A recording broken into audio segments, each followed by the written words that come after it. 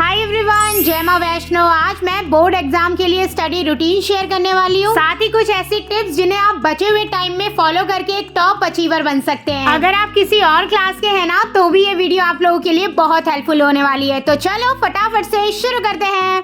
सबसे पहले हम देखेंगे कि आपको स्कूल जाने से पहले कैसे स्टडी करनी है। अब तक ना आपके स्कूलों में प्री बोर्ड स्टार्ट हो जाते हैं, जिसमें आपको बोर्ड एग्जामिनेशन की प्रिपरेशन कराई जाती है और अब जरूरत है एक ऐसा रूटीन बनाने की जिससे आप अपने बोर्ड एग्जाम तक फॉलो करेंगे। स्टडी रूटीन स्टार्ट करने से पहले आपको ये ध्यान रखना है कि ये ना सर्दियों का टाइम है और आपके एग्जाम का टाइम भी, इसलिए आपको अपनी हेल्थ का ना बहुत खासकर ध्यान रखना है, क्योंकि अगर आप एक बार बीमार पड़ गए ना तो आप कई सारी चीजों को मिस कर देंगे। और ये जो बोर्ड एग्जाम से पहले के कुछ मंथ होते हैं ना, ये बहुत ही ज्यादा क्रूशियल होते हैं, जिसमें आपको एक एक स्टेप बहुत सोच के रखना है। इसलिए अभी से अपना अननेसेसरी टाइम वेस्ट करना छोड़ दो और अपनी हेल्थ और स्टडी पर ना ध्यान दो। अब से लेकर बोर्ड एग्जाम तक, चाहे आपके स्कूल में रेगुलर क्लासेस चल रही है या फिर एग्जाम है, आपको स्कूल थोड़ा पढ़कर ही जाना है, जिसके लिए आप मॉर्निंग में जल्दी उठना स्टार्ट कर दो और अपनी स्टडी में बैठने से पहले ना कुछ काम जरूर कर लेना। जैसे कि मैंने आपको बता ही दिया कि आपको उठते ही ना अपने आप को अच्छे से कवर करना है, स्वेटर पहननी है, सॉक्स पहनने हैं, शॉल रखना है ताकि कहीं से भी आपको ठंड ना लगे। इसके बाद गुनगुने पानी से अपनी वाटर बॉटल को भर लो, साथ में कुछ खाने का लो और बिना टाइम वेस्ट करे पढ़ने के लिए बैठ जाओ। मॉर्निंग के टाइम पर ना आप प्रैक्टिकल क्वेश्चंस को सॉल्व कर सकते हैं, जैसे कि मैथमेटिक्स में हो गए, फिजिक्स या केमिस्ट्री में हो गए। और अगर आपको फॉर्मूला वगैरह लर्न नहीं हो पाते हैं ना, तो वो भी आप मॉर्निंग के टाइम पर ही लर्न करने की कोशिश किया करो, क्योंकि इस टाइम पर हमारा माइंड फ्रेश होता है,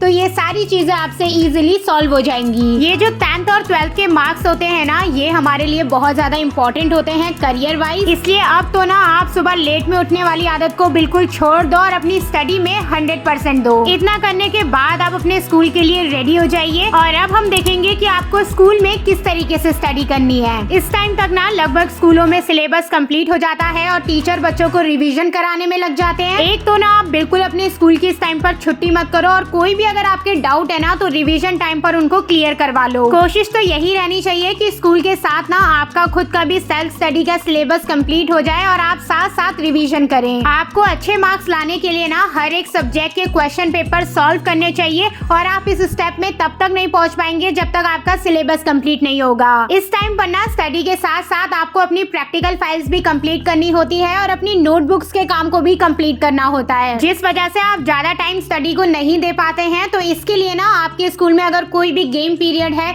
या फ्री पीरियड है, तो उसको वेस्ट करने की जगह उस समय इस कामों को कंप्लीट करें। और अब एग्जाम तक आपका कोई भी हॉलीडे हो, जैसे कि सैटरडे, संडे या कोई फेस्टिवल हॉलीडे, तो उसको आपको ऐसे ही वेस्ट नहीं करना है। कोशिश करिए कि जल्दी से जल्दी ना आप अपने रिटर्न कामों से फ्री हो जाए, ताकि आप और इम्पोर्टेंट कामों को टाइम दे सके। स्कूल में एक फायदा और होता है कि आपके टीचर और फ्रेंड्स ना दोनों साथ में होते हैं, तो आप लोग ग्रुप स्टडी भी कर सकते हैं। आप कोई सा भी सब्जेक्ट उठा लो और एक एक करके ना टॉपिक्स को डिस्कस करना स्टार्ट करो। जिसको वो टॉपिक अच्छे से आता है ना, वो बाकियों को समझा देगा। इससे अगर आपको कोई डाउट है तो वो भी क्लियर हो जाएगा और आपके टॉपिक्स भी अच्छे से स्ट्रॉन्ग हो जाएंगे। अब हम देखेंगे कि आपको स्कूल से आने के बाद कैसे स्टडी करनी है। स्कूल से आने के बाद सबसे पहले आपको लंच करना है, अपने कपड़े चेंज करने हैं, थोड़ी देर रेस्ट करना है, इसके बाद ही स्टडी करने के लिए बैठना है। अगर आपकी कोचिंग है तो आप वहाँ पर जाइए और स्टडी करिए। अगर कोचिंग नहीं है ना, तो जितना भी बीच में टाइम गैप है उसमें स्टडी करिए। अगर आप लोगों की रिविजन अपने स्कूल के साथ ही चल रही है ना, तो स्कूल से आते ही सबसे पहले जो भी आपके स्कूल में रिवाइज हुआ है या आपने स्टडी करा है, उसको वापस से रिवाइज करिए। जिनको भी ये लग रहा है ना कि अब कितना ही टाइम बचा है, हम कैसे अच्छा स्कोर करेंगे, हमारा तो सिलेबस ही नहीं हुआ, वो बहुत गलत सोच रहे हैं।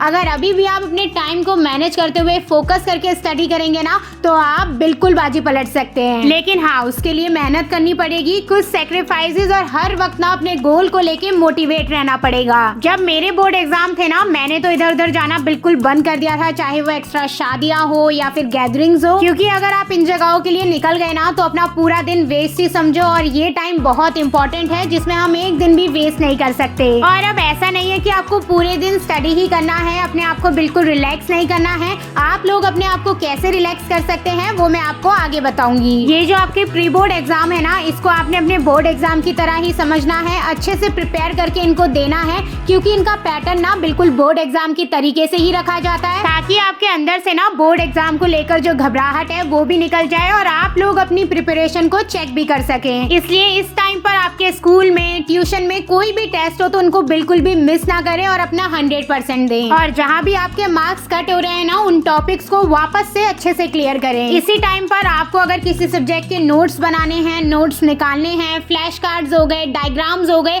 उन सब को भी ना आप अभी से प्रिपेयर करके रख लें, ताकि जब भी आप अपनी फाइनल प्रिपरेशन करने के लिए बैठे ना तो आपके पास सारी चीजें अवेलेबल हो। इन्हीं के साथ जो प्रीवियस ईयर के क्वेश्चन पेपर है उनको भी ढूंढ कर रख लें। जो अब तक आपने स्कूल ट्यूशन में टेस्ट दिए हैं उनको भी निकाल कर रख लें। और जो क्वेश्चंस आपको सबसे ज्यादा रिपीटेड दिख रहे हैं ना, उनको तो अच्छे से प्रैक्टिस करके जाएं। बोर्ड एग्जाम में ना हर चीज आपकी बुक से ही आएगा। जो एनसीईआरटी की बुक होती है तो उसकी ना एक एक चीजों को अच्छे से चार्ट लें। स्पेशली जो ब्लू और येलो बॉक्सेस में इंफॉर्मेशन दी होती है, मैथमेटिक्स में जो एग्जाम्पल क्वेश्चंस होते हैं, इनसे ना बहुत क्वेश्चन टकराते हैं। डीप अगर आप ना भी कर पाए, लेकिन ऊपर ऊपर से ना हर चीज को देखें, ताकि आप एग्जाम में कुछ तो लिख ही आए। अब मैं आपको दूंगी अपनी तरफ से कुछ एडिशनल टिप्स। जैसे फोन को अगर अच्छे से काम करवाना है ना तो उसको बार बार चार्ज करना पड़ता है। उसी तरीके से अगर आप चाहते हैं आपका ब्रेन अच्छे से फंक्शन करे, जो भी चीज आप पढ़ रहे हैं वो लंबे समय तक याद रखें, तो उसके लिए ना आपको अपने माइंड को रिलैक्स करके उसको रिचार्ज करना पड़ेगा।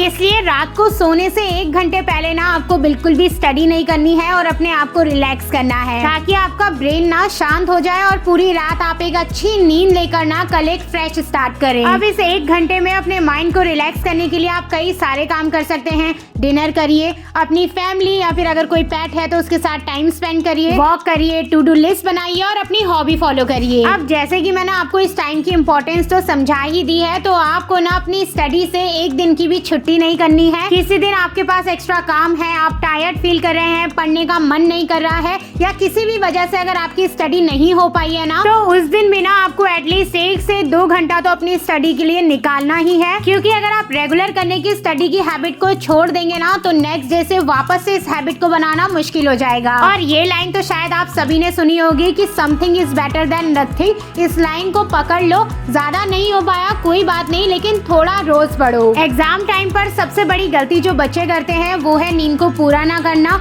उन्हें लगता है अगर हम कम सोएंगे ना तो हम ज्यादा एफिशिएंट हो पाएंगे, लेकिन कम नींद आपकी एफिशिएंसी को कम ही करेगी, बढ़ाएगी नहीं। नींद का ना कोई सब्स्टिट्यूट नहीं होता है। अगर आपकी बॉडी को डेली इतने घंटों की नींद चाहिए तो वो चाहिए ही। अगर आप उसके साथ जोर जबरदस्ती करेंगे, टाइम पे उठेंगे नहीं, टाइम पे सोएंगे नहीं, तो वो कहीं ना कहीं आपकी ही बॉडी को इफेक्ट करेगा। इसलिए डेली आप प्रॉपर नींद लें और एग्जाम स्टार्ट होने से ना 1-2 दिन पहले तो अच्छे से नींद लेके अपने माइंड को फ्रेश कर लें। और अब लास्ट में यही कहूंगी कि आप स्ट्रेस बिल्कुल भी मत लीजिए, अच्छे से अपनी प्रिपरेशन करिए। और यहीं पर ही वीडियो को कंप्लीट करते हैं। तो कैसी लगी आपको आज की वीडियो मुझे जरूर बताना। वीडियो अच्छी लगी हो तो वीडियो को लाइक कर देना, चैनल को सब्सक्राइब कर देना। मैं मिलती हूँ आप सबसे बहुत जल्द नेक्स्ट वीडियो में। तब तक आप लोग अपना ध्यान रखना। Okay, bye bye.